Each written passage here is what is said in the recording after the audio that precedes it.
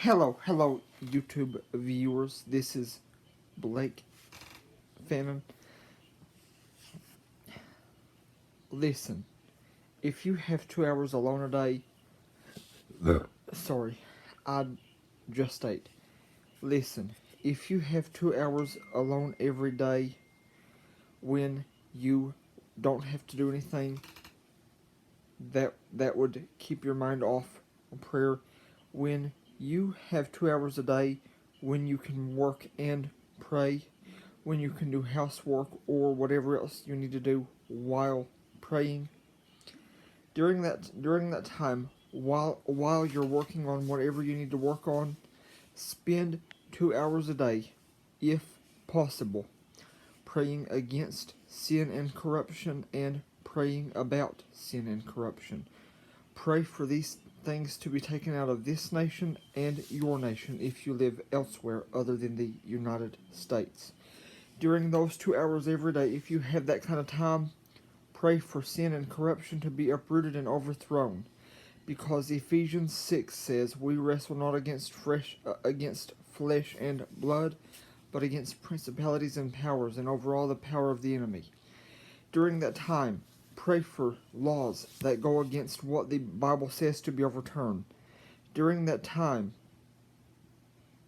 pray for any law that goes against what the Bible says to be overturned.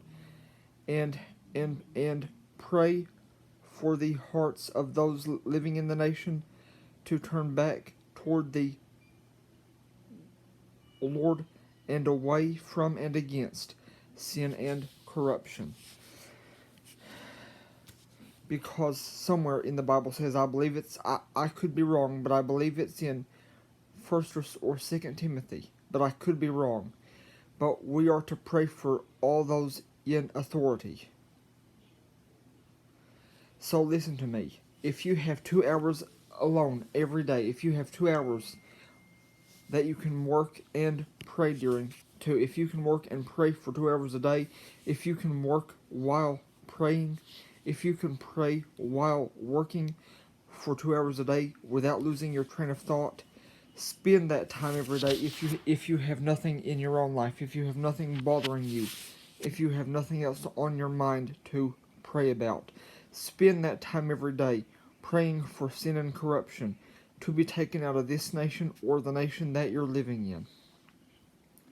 Because every nation needs it.